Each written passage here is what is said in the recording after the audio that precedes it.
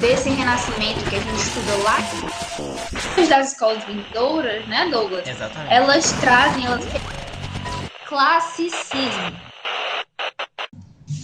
Olá, queridos ouvintes do podcast de Camões a Clarice. Hoje, mais uma vez, trouxemos o quê que nós trouxemos, gente? Eu não sei. Um podcast. Uma discussão, episódio. né? Um episódio, é verdade. Vamos lá. Calma aí, deixa eu tossir. Tá bom. Quer tossir também, Ana Paula? Eu não. Tá, vai. Horrorosa, né? Olá, queridos ouvintes do podcast de Camões a Clarice. Hoje, mais uma vez, trouxemos nesse episódio uma breve discussão sobre a escola literária classicismo. Traremos para vocês o contexto histórico, os principais autores e as principais obras desse período. Vamos lá? Bora. De antemão, eu queria só pedir perdão a todas as pessoas, se alguém escutar. Os barulhinhos externos, né? Porque a gente tá gravando aqui mais ou menos às 5 da tarde, né? Vitória, pessoas. E muita moto, muito passarinho cantando e tal. Tá. Para começar a falar um pouco sobre o contexto histórico do classicismo, a gente já começa dizendo que ele não varia muito do que a gente viu lá no humanismo. O contexto histórico, como a gente falou, né, a gente não se sabe muito bem se o humanismo é um período de transição, se ele é uma escola literária ou o quê. E por quê? Porque mais ou menos esse contexto que a gente tem é o mesmo. Porque o período do humanismo, até uma coisa que a gente viu muito, é que não dá para falar de classicismo sem antes falar do humanismo, né? Por conta dessa transição de ideias. Então, quando lá no humanismo a gente estava no processo de transição de ideias, aqui a gente já tem essas ideias mais ou menos estabelecidas. Todas aquelas ideias que a gente já viu no início. Então, nesse contexto histórico, a gente tem... voltando bem do início, né? A gente tem a Idade Média lá com o trovadorismo, que também era conhecido como a Idade das Trevas e tal. Por quê? Porque não tinha, como a gente comentou também, né? A gente não tinha essa questão do acesso à informação. Então, por isso ele chamava a Idade das Trevas, porque as pessoas realmente não tinham luz, a luz da razão, a luz do conhecimento, eles não tinham isso. E para acabar com isso, né? Com essa questão... essas questões, né, essas ideologias até ligadas à Igreja Católica, como a gente viu, vem o humanismo. E quando a gente fala de classicismo, a gente precisa entender que ele começa ali, sempre trazendo aquela ideia, né? As escolas literárias, elas não seguem um fluxo contínuo e delimitado. Tipo, 1500 começou tal escola, 1600 já é outra. Não, elas se imbricam, elas se fundem, né? Elas estão ocorrendo ali ao mesmo tempo. Muitos desses movimentos acontecem ao mesmo tempo. Aí sim é que começam a como é que eu posso falar? Fazer a transição de uma para outra. Então, inclusive, muitas das escolas vindouras, né, Douglas? Exatamente. Elas reciclam características das anteriores. Então, assim, não tem como a gente saber exatamente a qual escola determinada obra pertence. Não se fizermos isso de acordo com o período histórico, né? Uhum. Ali os anos em que acontecem. Principalmente quando a gente fala das características que nós vamos comentar na escola de hoje. Que é exatamente, como a Vitória vai comentar um pouco pra gente, o retorno aos clássicos. Que a gente vê em outras escolas mais à frente, como... Qual é o nome daquela escola que tem a Marquesa de Alorda? O arcadismo. Arcadismo, né? Os princípios bucólicos. Uhum. Que vem diretamente dessa questão do neoclassicismo, né? Então, o classicismo, assim, pra gente ter mais ou menos uma ideia, ele começa a se desenvolver as ideias do classicismo ali por volta dos anos 300, se estende aos anos 400, né? 1400 no caso. E eu falei os anos 300, né? Anos 1300, aí se estende ali pelos anos 1400, mas ele tem o seu apogeu, né? Ele tem aquele boom de explosão dessas ideias lá por volta de 1500. E como o Douglas já disse para a gente, é dentro dessa escola que existe o retorno aos ideais clássicos. Porque, assim, falamos sobre Renascimento, mas o Renascimento é algo que vocês talvez tenham escutado lá na aula de História.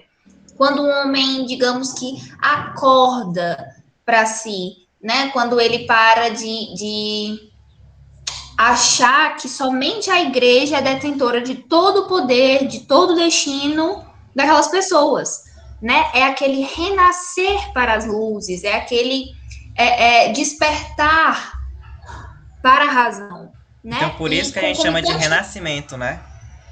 Esse exatamente, renascimento da cultura. exatamente. E dentro desse renascimento que a gente estuda lá a história, na verdade, concomitante a isso, nós temos na literatura o classicismo ou o quinhentismo, né? Dependendo aí da nomenclatura que os livros de vocês, né? Que os professores de vocês irão utilizar.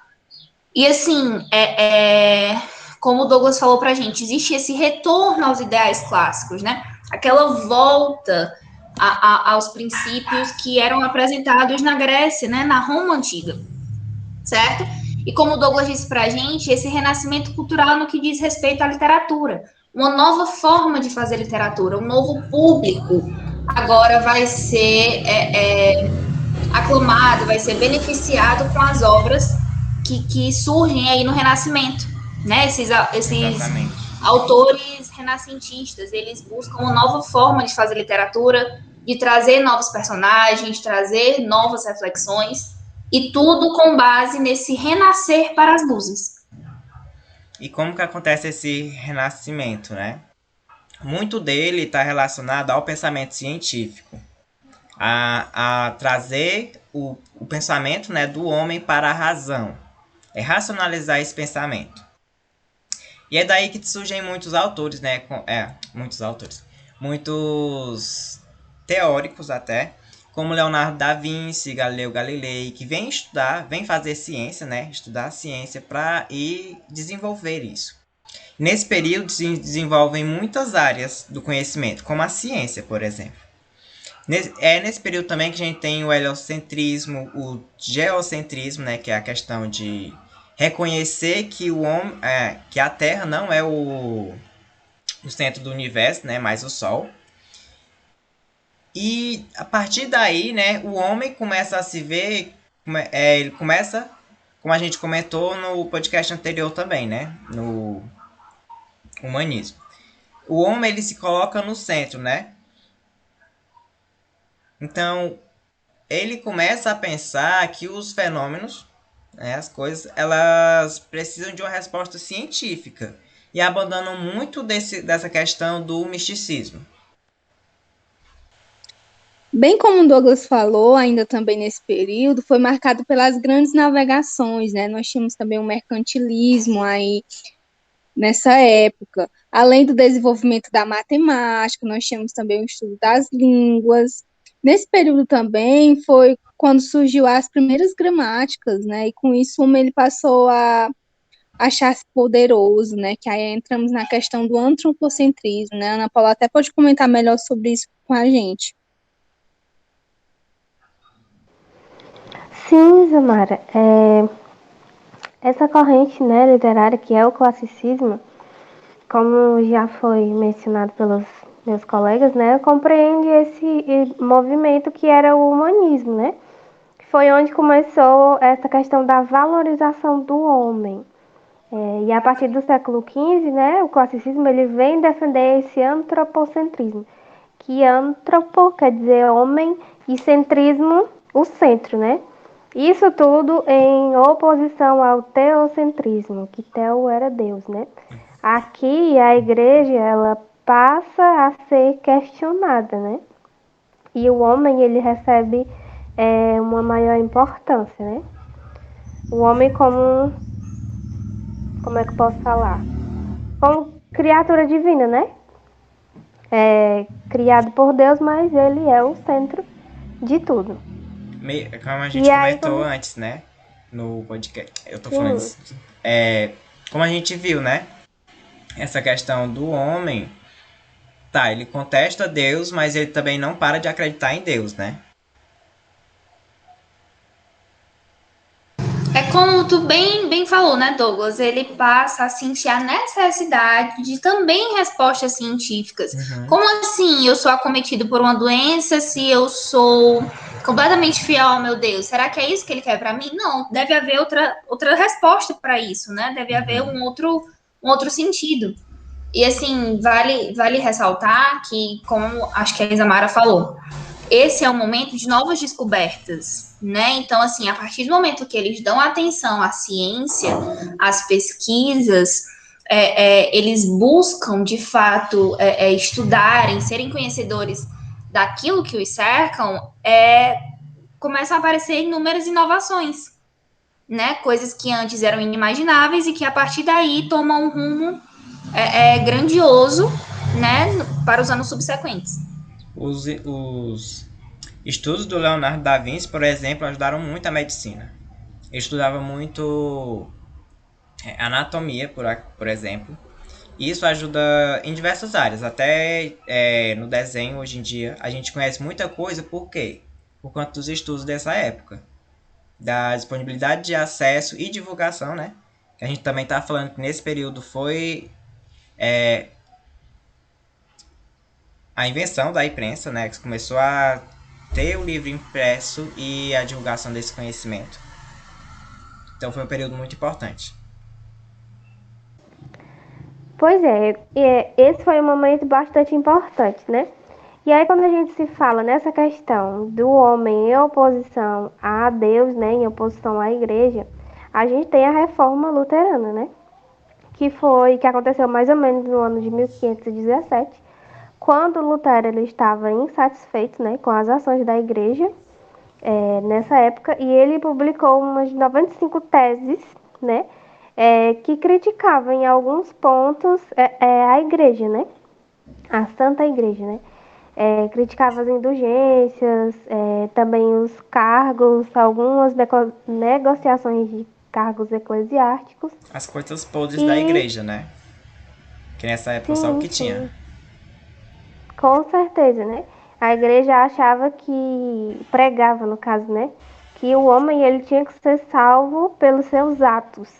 E o Lutero não, ele questionava isso e dizia que o homem tinha que ser salvo pela sua fé e não pelas coisas que ele fazia, né? Como tu falou da compra de indulgências, né? Tu comprar um pedacinho de terra no céu. Supostamente. Sim, com certeza. E aí foi questionado também o poder até do próprio Papa, né? E o papado ele entrou em declínio e ocorreram vários confrontos nessa época, né? E em detrimento desse movimento, né? A solução que a igreja encontrou foi de tentar reverter a reforma luterana, né? Sim. Foi quando a gente teve a contra-reforma. Na Europa, né, que foi, como eu já mencionei, mais ou menos no século XVI. Foi o quê? Só uma reação da igreja, né, porque a igreja católica ela tinha perdido o seu monopólio, né, a igreja praticamente não mandava mais em nada. E aí ela tentou reverter a situação com a contra-reforma, né? Isso. E aí, o que aconteceu? Que eu não me lembro mais. E nessa época, a imprensa ela foi um instrumento bastante importante, né? Divulgando algumas informações que traziam a Bíblia, né? E a imprensa proporcionou a disseminação dessas informações, né? Foi quando a igreja voltou a... Como é que eu posso falar? A ter um certo poder, né? Mas ainda assim, o homem era o centro. Não mais acreditando somente naquilo que a Igreja Católica pregava, né? Exatamente. E aí a gente tem essa ênfase, né, do homem nos seus sentimentos, nas suas dores, naquilo que ele realmente acreditava. Pronto. De certa forma, né, a reforma luterana ainda continuou, digamos assim. E hoje em dia a gente tem várias religiões diferentes, né? Porque naquele tempo era só o catolicismo. Cristianismo. Não sei qual é a diferença. Mas enfim. Começou a missa Sim, aqui, com gente. certeza. Não sei se vocês estão escutando. Mas dá pra Tá. continuar. Vamos É continuar. uma coisa assim lá longe. Pronto, né? Aí, a partir dessas coisas que a gente discutiu, né? A gente parte agora para as características. A gente falou um pouco acerca do contexto histórico, né? Desse período de transições de ideias. Mas, no que diz respeito à literatura, a gente falou, né, que o Renascimento é esse contexto histórico. Agora, o classicismo, ele está ali dentro do Renascimento, mas é explicitamente na literatura. O que acontece ali na literatura? Bem, a gente vai falar algumas características acerca disso. Bem como a Ana Paula comentou anteriormente, sobre a questão do antropocentrismo, né? O antropocentrismo é uma das principais características do classicismo, né? Isso já vem do humanismo, né? Daquele período de transição. E nessa questão do antropocentrismo, o homem vai ficar em evidência. Como o Douglas até comentou no podcast do humanismo, não é que eles deixaram de ser descrentes, né? Eles continuaram ainda acreditando em Deus. Só que por conta dessa questão da crise religiosa, começou a afetar essa visão do homem, né? Que aí ele não é que ele se deixou de desligou da religião por completo, né? Mas ele passou a enxergar a si mesmo, né? De uma forma diferente, mais E equilibrada. assim, com licença, Isamara, mas se a gente parar para pensar, a igreja durante muito tempo comandou, digamos assim. E se a partir de um certo momento ela percebe que não é mais detentora de todo o poder, de que agora o homem começa a pensar por si próprio, ela foi, como a Ana Paula disse pra gente, né? Ela foi capaz de utilizar de todos os artifícios. E assim, como a gente tem dito, foi um processo de transição, né? Entre a idade das trevas e a idade das luzes. Então, assim, muita gente ainda não conhecia, né, digamos assim, a importância, a riqueza que a ciência, os experimentos científicos tinham na época, e muitas pessoas, por outro lado, ainda tinham, né, esse certo receio, que é de certa forma até compreensível, né? Se chega alguém, por exemplo, falando que está vendendo ali um pedaço do céu, um lugar para você no céu, o mínimo que se espera é que a pessoa fique tentada a fazer isso, né? Até por Então, assim, conta da própria repressão, Vitória. com certeza. Durante esse período, né, da Idade Média, foi o que ali uns 1000 anos, a construção até da própria arte, ela é muito escassa, porque tinha as restrições que a igreja impunha a tudo e a Com todos. certeza. Com certeza. E assim, se a gente parte para falar sobre religião, até hoje, né, ainda existe um certo tabu. Imagina naquela época, né, que eles estavam começando a renascer. Isso mesmo, obrigada, Vitória e Douglas, pelas contribuições. E no meio ainda dessas características, nós voltamos para o humanismo, né? Porque o humanismo é muito impossível você falar de classicismo sem mencionar o humanismo, né? Nós temos o teocentrismo e o antropocentrismo, né? Onde no humanismo, lá assim, até bem antes, no teocentrismo, o Deus era o centro, né? E no antropocentrismo a gente vê o homem mais em evidência. Então o humanismo está presente ali também. E nós temos o universalismo, né? E o que é isso? É a abordagem de temas mais universais, né? Nós percebemos nas obras esse universalismo mais presente sobre essas questões sociais, essas questões mais cotidianas da época. E a personificação. Peraí, Samara. Eu não estudei Eles vêm. sobre isso, não.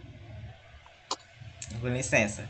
eles vêm falar sobre o que, né, nesse universalismo? São temas que até hoje são discutíveis.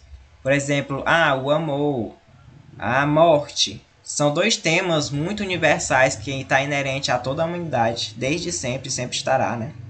Além dessas, nós temos também como característica, inclusive uma das mais recorrentes, né, nas obras do classicismo, é a questão do individualismo.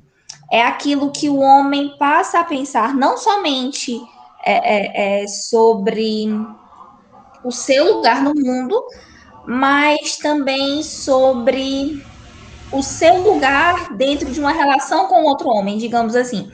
Porque se a gente para pensar, a ideia que se tem até hoje é de que todos somos iguais perante a Deus, digamos assim. No cristianismo é o que é pregado, certo? Que todos Uhum. nós somos iguais perante a Deus. Só que quando a gente parte para esse renascer das luzes, ok, somos todos iguais perante a Deus, mas eu reconheço meu valor enquanto homem, eu reconheço meu valor quanto indivíduo, eu reconheço o meu poder sobre o meu destino. Não é que eu esteja querendo desacreditar, né? Como já foi mencionado aqui, do poder de Deus, da influência de Deus, das crenças e tudo mais.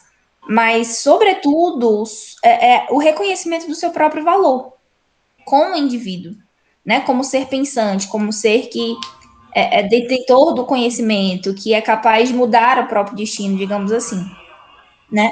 E daí surgem duas novas nomenclaturas, digamos assim, duas novas correntes, que são, apesar de semelhantes, divergentes entre si, que é o racionalismo e a racionalização, né? É muito recorrente nas obras que nós apresentamos a vocês a questão do racionalismo como uma valorização da capacidade de raciocinar. Ou seja, o homem é capaz de pensar, né, sobre ele, sobre suas ações, sobre o seu lugar, o seu papel no mundo, e ele valoriza isso, né? Ele valoriza ser diferenciado, por exemplo, de um animal não pensante, de um ser não pensante, digamos assim. E por outro lado, a racionalização, que também é recorrente dentro das obras, que é quando o autor ele induz, ele tenta persuadir os seus leitores a refletir sobre o mundo e o seu lugar no mundo, né? Lembrando que assim, era através dessas obras que eles conseguiam alcançar o maior número de pessoas. Então, se eles conseguissem fazer com que as pessoas refletissem, mais pessoas seriam, entre aspas, contaminadas com esse pensamento de reflexão, né, sobre o seu lugar no mundo e sobre o mundo em si, né? Então, aí a gente tem a diferença entre racionalismo e racionalização. Pronto. E como que eles trazem, né, essa questão do racionalismo, da racionalização? Muito disso eles resgatam da cultura grega. Eles resgatam na verdade, da cultura greco-latina, não, greco-romana. E que são ideias que vêm do paganismo. Então, por isso que aqui está muito em oposição à Igreja Católica. Nesse período também, a gente... Não, pera.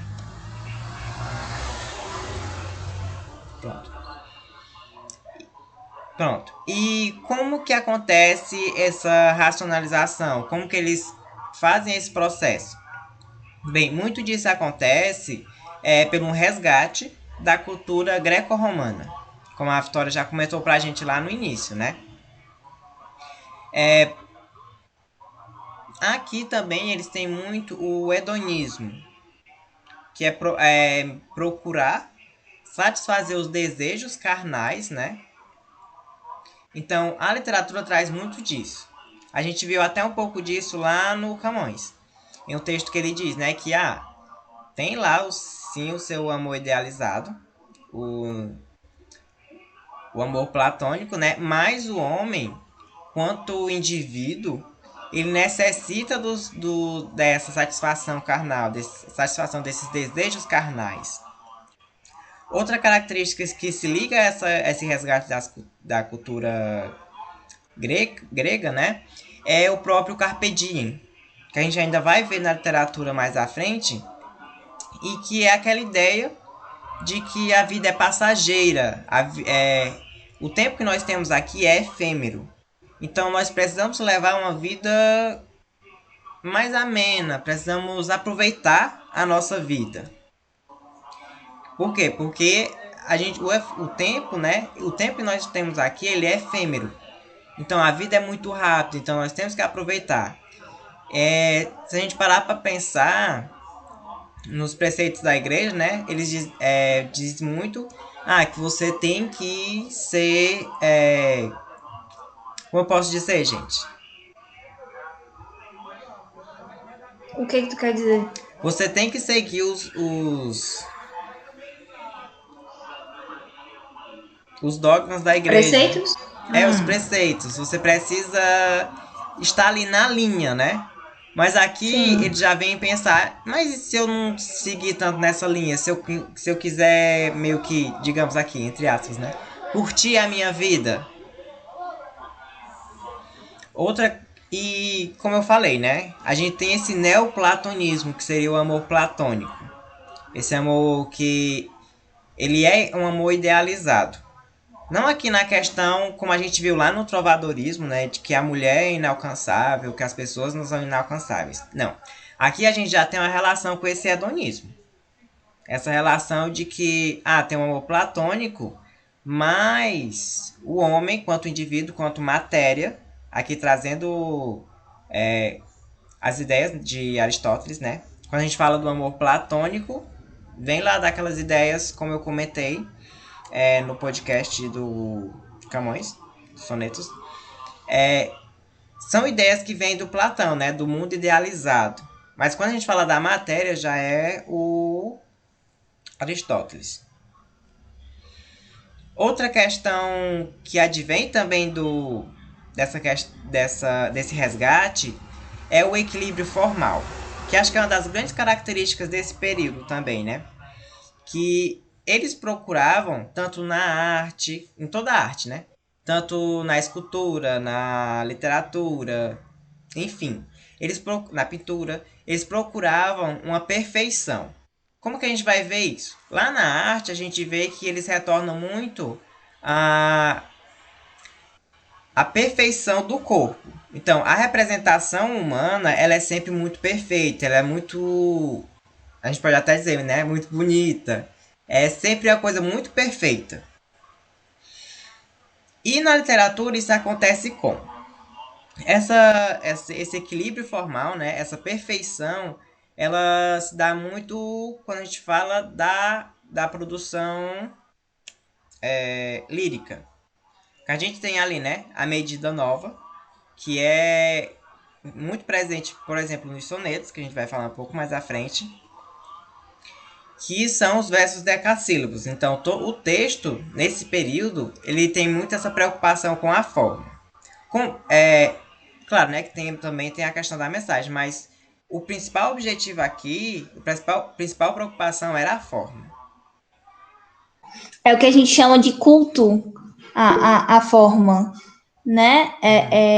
Que lá na frente, como a gente já iniciou dizendo, né, para dizer que a gente está mentindo. Lá na frente a gente tem outra escola, se eu não me engano é o parnasianismo, né? Que também tem o culto pela forma. Então, assim, olha só, eles são bem semelhantes, né, entre si, nessa questão dessa característica. E, assim, tem um contexto bem diferente se a gente for pelo lado histórico. Né? A gente está falando aqui do quê? Do século XV, né? Isso. No próprio barroco, a gente também tem com conceptismo. Exatamente. Que é a próxima escola que a gente vai ver. Que é o cultismo, né? Isso, é o cultismo. Conceptismo é da ideia. O conceptismo, né? Esse título aí mesmo do meu trabalho, que eu não lembro mais. Mas sim, Então, a gente tem lá na frente, né, lá no parnasianismo e também no barroco, esse retorno, né, ao culto pela forma. Então, assim, se a gente para pensar, qual é o sentido que faz, né, estudar assim somente pelo período histórico. Mas, enfim, voltando, dentro desse culto à forma, a gente também tem uma grande valorização, digamos assim, de algumas figuras de linguagem, né? E entre elas eu destaquei três, assim, que para mim são as mais recorrentes, as mais gritantes, que é o paradoxo, a antítese e a personificação. Que, assim, nas obras que nós trouxemos a vocês, em grande parte da obra, assim, seja de maneira sutil ou de maneira escancarada, existem essas figuras de linguagem. Né? O paradoxo, quando eu coloco duas ideias completamente contrárias no mesmo contexto, O amor né? é Como a fogo que gente vai ter arde, não lá se sente. no. Exatamente. Um contentamento, descontente, né? Uhum. Então, assim, se você para pegar, por exemplo, esse soneto, se você para pegar esse soneto e observar, é muito claro isso de ideias contrárias, né? De ideias que não poderiam estar na mesma frase, mas que os autores fazem com que estejam e que para a gente faça qualquer sentido. Ou sentido nenhum, né? Talvez o sentido seja exatamente esse, não fazer sentido Uhum. nenhum. A antítese, né? Que também é colocar ideias divergentes, ideias diferentes no mesmo sentido.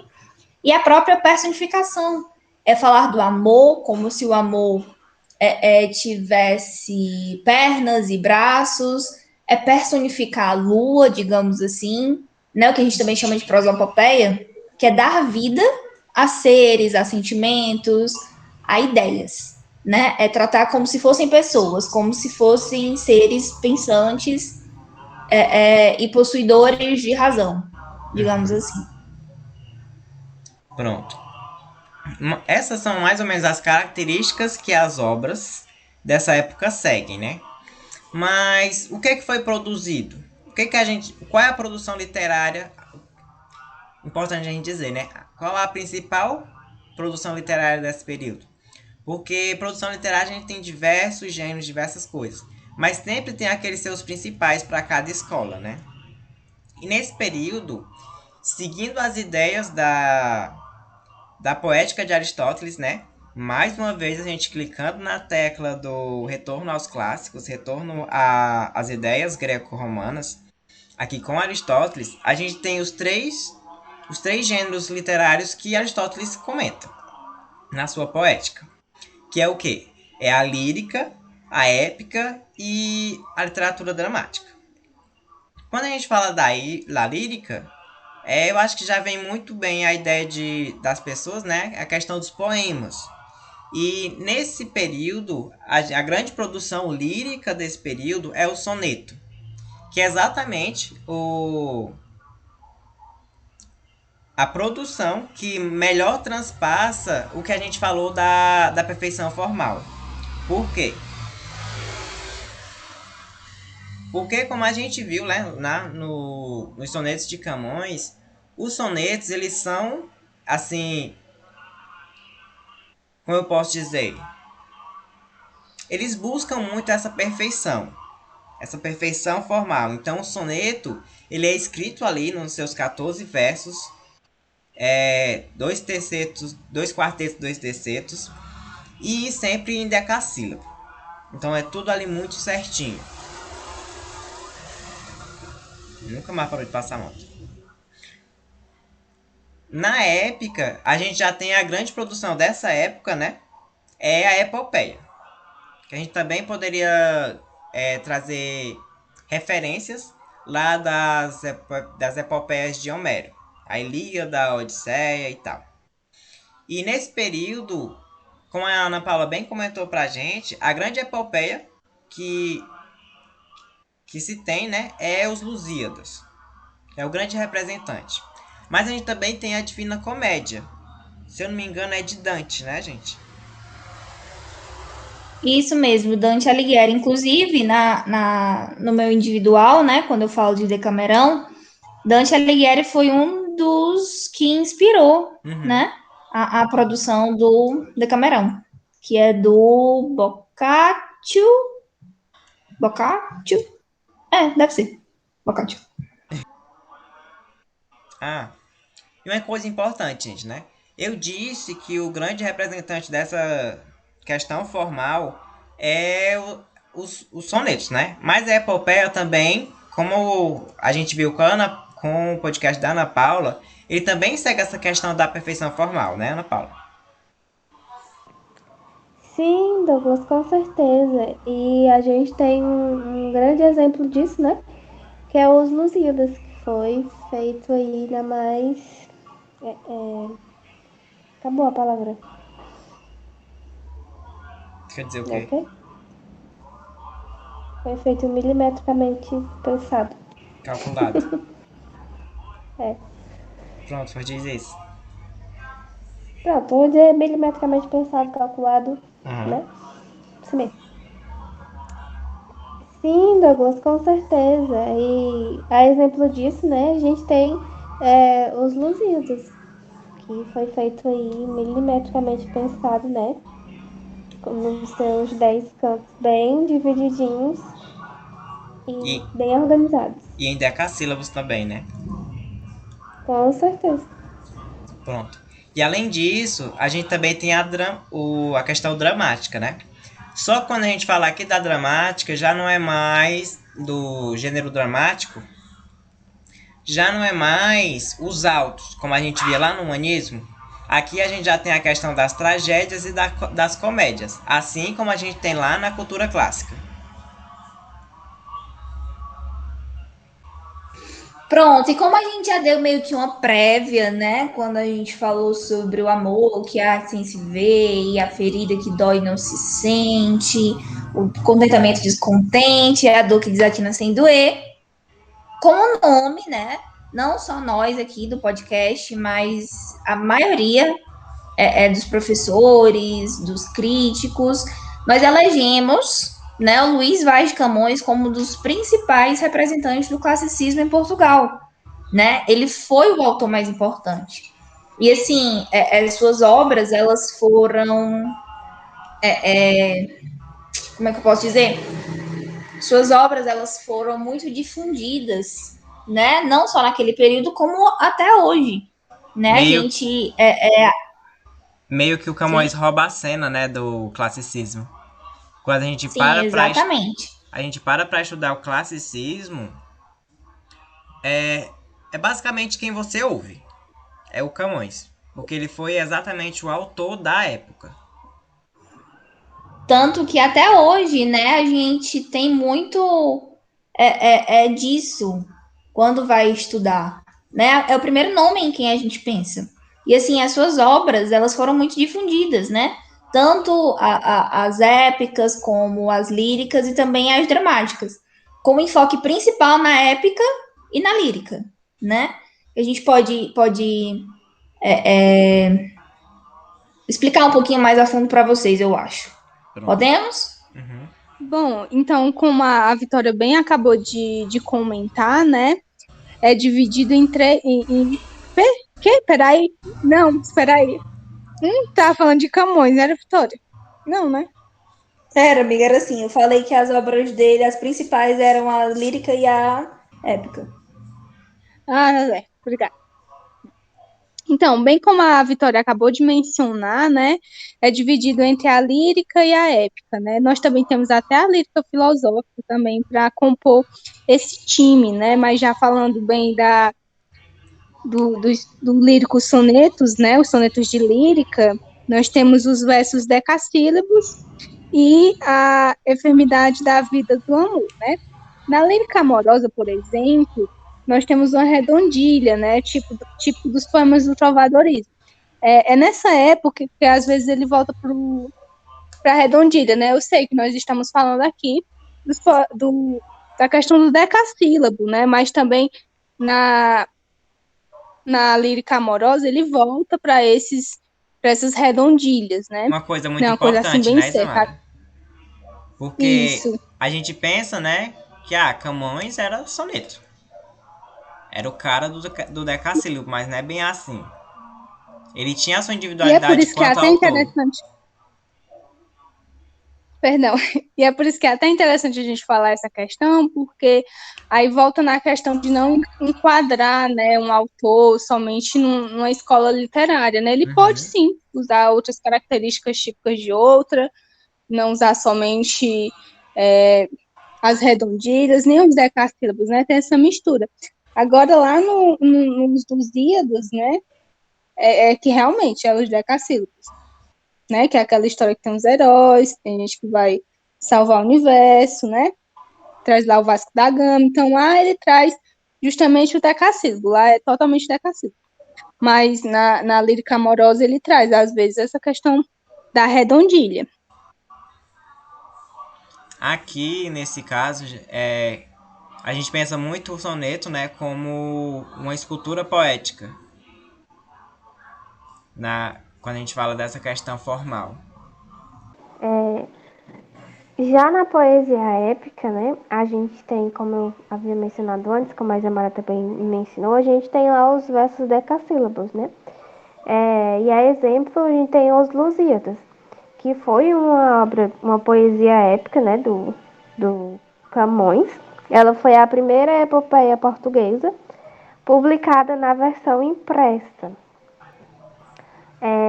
que era composta, né, por 10 cantos de 1.102 estrofes e 8.816 versos Quase não acaba em mais. oitavas decassílabas. Com certeza, é enorme, né? Uhum. E além disso, o esquema rímico dela foi todo bem trabalhado, né?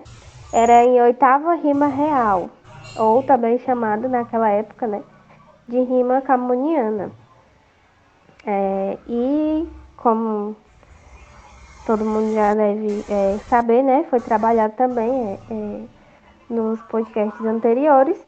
A história era sobre a descoberta, né, das Índias por Vasco da Gama. E o herói da obra era o próprio povo português, né? A história glorificava bastante o povo português, lá na descoberta das Índias. O que mais? Inclusive, Ana Paula, tem uma referência que faz o Vasco da Gama que diz que ele é um pé no futuro das expansões marítimas, né? Justamente quando você comentou aí, eu lembrei disso agora. Sim, sim, com certeza. Pronto. A gente não se demorou muito assim em discutir essas questões, né, das obras, dessa produção, principalmente porque a gente já comentou isso bastante nos podcasts menores, né, nos diários de leitura. Mas, tem só Camões? Não. Não é só Camões que tinha nessa época, a gente tinha outros autores. Por exemplo, o Sá de Miranda foi quem trouxe essa questão do decassílabo, né, para Portugal. Dessa perfeição poética. E dentro da... Só que aí tá... Pera. Só que aí tá a grande questão, né? Como eu comentei anteriormente, o Camões, ele meio que rouba a cena. Por quê? Porque o grande nome da literatura em Portugal é ele. Já no que a gente se refere à Europa, né, a gente tem outros grandes nomes. Por exemplo, a gente tem Dani, a gente tem Dante com a Divina Comédia, como eu comentei anteriormente. Tem Petrarca com os sonetos também. Tem o Giovanni Boccaccio, como a Vitória comentou pra gente, né, com o Decamerão. Nicolau Maquiavel com o Príncipe. Thomas Moros com a Utopia, que é uma obra muito utilizada hoje em dia nas redações. O próprio William Shakespeare é dessa época do Por Renascimento, favor, né? não usem. Não usem a Utopia, né? Por quê, Vitória? Porque todos os corretores esperam que vocês usem. Vocês não querem isso para a redação de vocês. Pronto, exatamente. E por que todas essas obras, todos esses autores, como que eu comentei aqui rapidamente, né? Muito rapidamente, eles têm em comum. É a questão de tratar desses temas universais. Assim como a gente viu no Camões, assim como a gente viu no Boccaccio. E o que todos esses autores têm em comum, né? Todos eles, que é a grande questão desse período, eles tratam de temas universais. E são todas obras que são atuais até hoje. Uma coisa importante, né? Que a gente fazia essa distinção, né? Entre atual e contemporâneo. Contemporâneo são obras que fazem sentido aqui na nossa época, no período em que ela está sendo produzida. Crônicas tem muito disso. E obras que são atuais é que elas se tornam atuais em diversas épocas. Ou seja, e por que elas se tornam atuais? Porque elas tratam desses temas universais. Assim como a gente viu lá no Camões, ele trata do amor, ele trata da morte, ele trata da perda. São coisas que estão inerentes ao homem em todas as épocas. E eu acho que por hoje é basicamente isso, né, gente? Mais algum comentário? Não, acho que só isso mesmo. Pronto. Mais uma vez, reforçar o perdão pelos barulhinhos. Então é isso, pessoal. Espero que vocês tenham gostado. Daqui um tempinho a gente volta com mais um episódio. Não cansem da gente, tá acabando e a gente já está com saudade. Um beijão e até a próxima. Até mais, pessoas. Até a próxima. Nos vemos no diário de leitura. Até mais, pessoal. Tchau. Tchau, gente. Até mais ver. Au revoir.